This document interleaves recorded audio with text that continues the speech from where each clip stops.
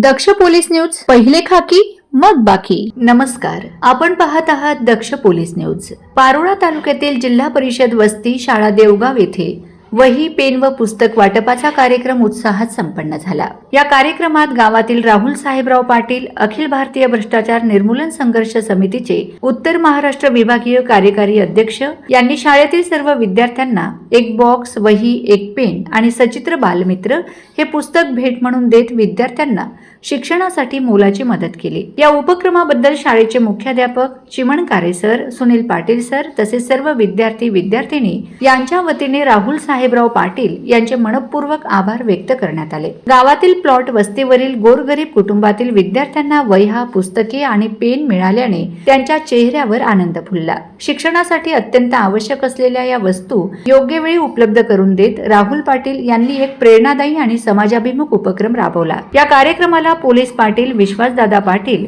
राहुल साहेबराव पाटील, विद्यानंद पाटील, भाऊसाहेब पाटील, सागर पाटील, मुन्नाभाऊ पाटील, रवींद्र सोनवणे, भैया ठाकरे, भरत वाघ, पिंटू सोनवणे, रवींद्र पवार, गंभीर भील, रवींद्र जाधव तसेच ग्रामस्थ आणि प्लॉट वस्तीवरील नागरिक मोठ्या संख्येने उपस्थित होते.